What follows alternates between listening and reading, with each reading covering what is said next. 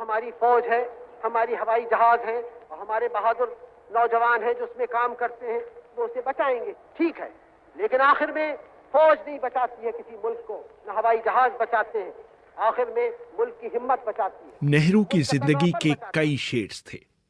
भारतीय जनमानस के महानायक नेहरू, आजादी की लड़ाई लड़ते नेहरू, बच्चों पर प्यार लुटाते नेहरू, फैशन आइकन नेहरू, बेहतरीन किताबें लिखने वाले नेहरू, आशिक मिजाज नेहरू, वगैरह वगैरह। नेहरू के जीवन का सबसे प्रबल पक्ष था भारत के लोगों और आम आदमी से उनका कनेक्ट।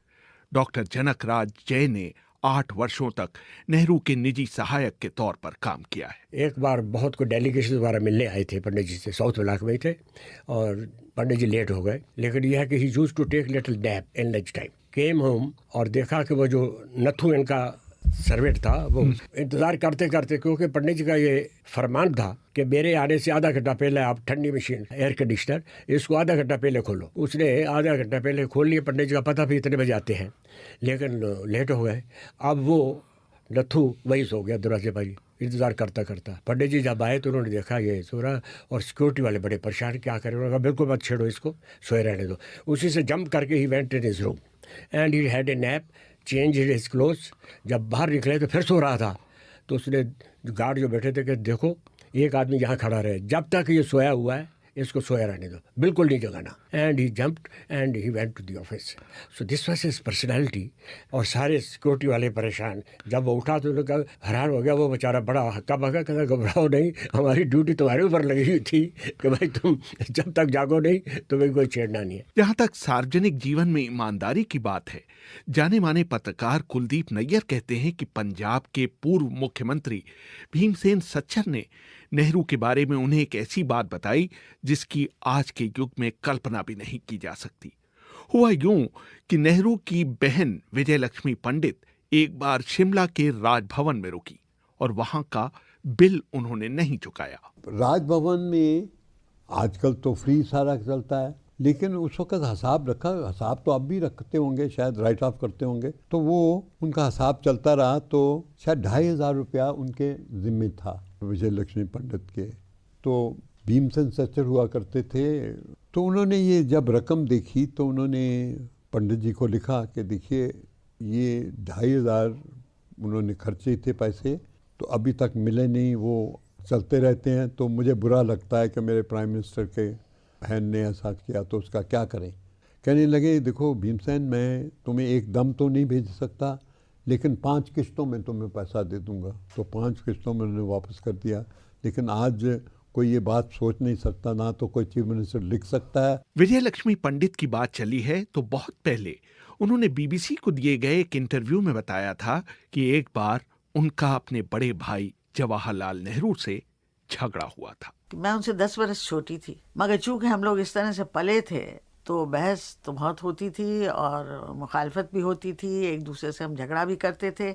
मगर अंत में कुछ ऐसा होता था कि वही जो कहते थे वो मैं कर ही लेती थी। बाद में मैं सोचती थी कि बात मैंने क्यों की, खासकर जब मैं राजदूत हो चुकी थी। कई ऐसी बातें हुई कि जिनमें मैं सहमत नहीं थी अपने गवर्नमेंट से। मसलन वो हंगरी के मसले के ऊपर मैं यहाँ थी लंदन में, मैं बुलाई गई वहाँ, मुझसे कुछ कहा गया यहाँ कहने के लिए जो कि मैं समझती थी ठीक है। फिर संयुक्त राष्ट्रों में कृष्णा मेनन ने और हमारे नेताओं ने कुछ और कहा तो मुझे बहुत बुरा मालूम हुआ, मगर मैंने गलत उसको समझा। तो उसके ऊपर मेरी कुछ भाई के साथ थोड़ा सा झगड़ा भी हुआ। मगर वो जैसे कि मैंने बताया ना, रख रखाव, बड़ा भाई कोई एक ऐसी चीज़ होता था कि चाहे भले ही मैं मानती थी कि ये मेरे प्रधानमंत्री हैं, बड़े भाई नहीं हैं, मगर वो दोनों रिश्ते मिल ही जाते थे और कहना मैं मान ही लेती थी उनका। नेहरू अपने ऊपर बहुत कम पैसे खर्च करते थे। उनके सचिव और जीवनीकार एमओ मथाई बताते हैं कि कई मामलों में उन्हें कंजूस कहा जा सकता था, लेकिन एक बार उन्होंने सेस ब्रूनर की गांधी की गहन सोच की मुद्रा में बनाई गई पेंटिंग खरीदने के लिए 5000 रुपए खर्च करने में 1 सेकंड का भी समय नहीं लिया था। उनके सुरक्षा अधिकारी एफ रुस्तम जी अपनी किताब आई वॉज नेहरू शेडो में लिखते हैं, एक बार डिब्रूगढ़ की यात्रा के दौरान जब मैं उनका सिगरेट केस लेने उनके कमरे में गया तो मैंने देखा कि उनका नौकर उनके फटे हुए काले मोज़ों को सिल रहा है। नेहरू को बर्बादी बहुत नापसंद थी। कई बार वो कार रुकवाकर अपने ड्राइवर को भेजते कि वो बगीचे में चल रहा पानी का पाइप बंद करके आए। एक बार सऊदी अरब की यात्रा के दौरान उन्होंने रियाद के जगमगाते राजमहल के एक एक कमरे में जाकर उसकी बत्ती बंद की थी।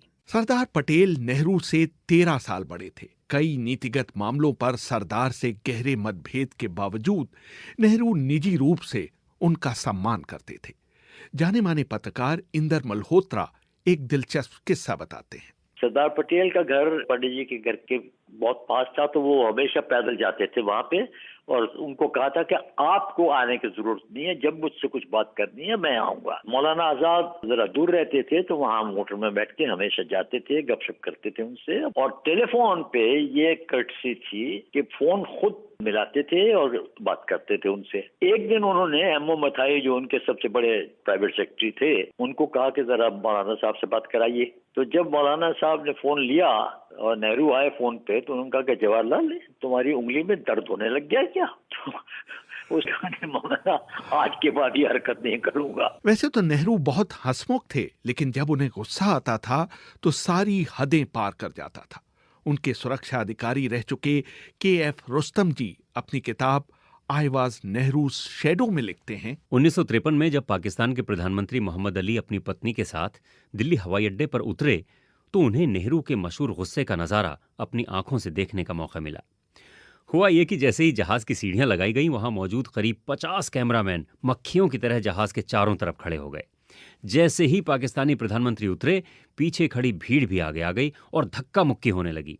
नेहरू का पारा चढ़ा तो चढ़ता ही चला गया। उन्होंने गुस्से में चिल्लाते हुए कैमरामैन के पीछे दौड़ना शुरू कर दिया। किसी एक शख्स ने नेहरू के लिए कार का दरवाज़ा खोला। नेहरू ने गुस्से में वो दरवाज़ा बंद कर दिया और फूल के एक बड़े से बुके से लोगों की पिटाई करने दौड़ पड़े। मैंने बहुत मुश्किल से उन्हें जीप पर सवार होने के लिए मनाया।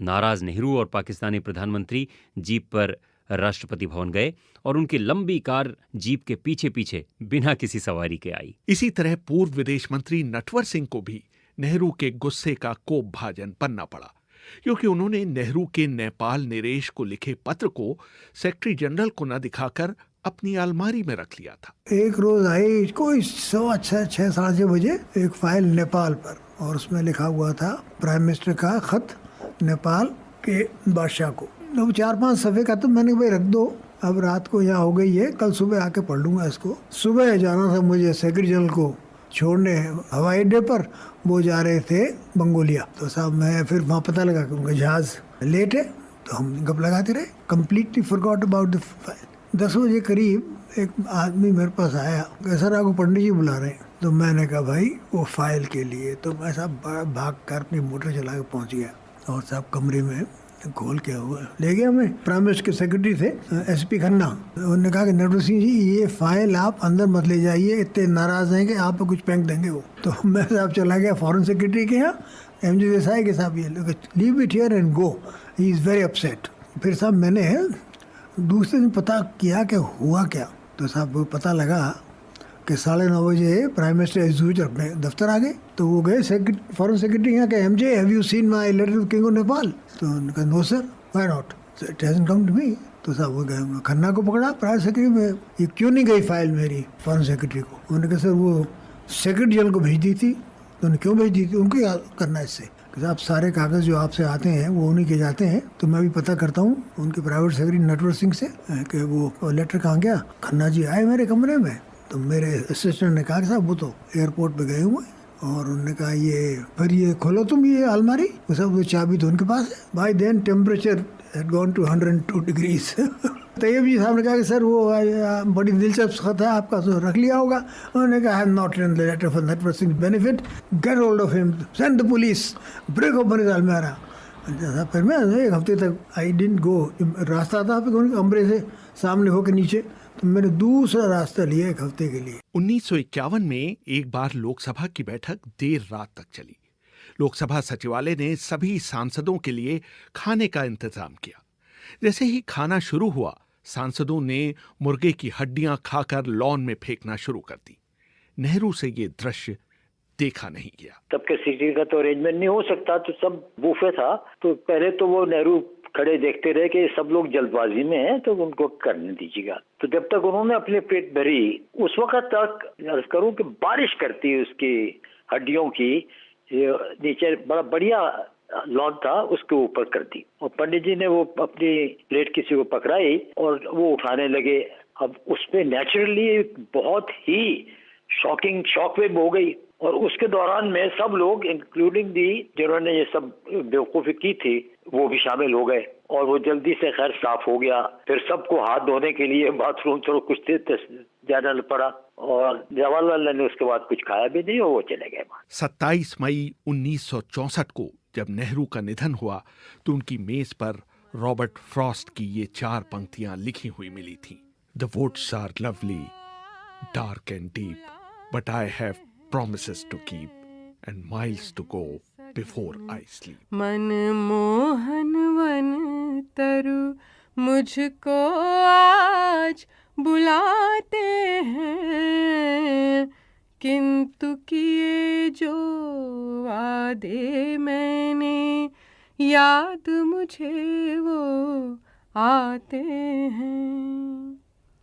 अभी कहाँ आराम बदा ये मूक निमंत्रण छलना है, अरे अभी तो मिलो मुझको, मिलो मुझको।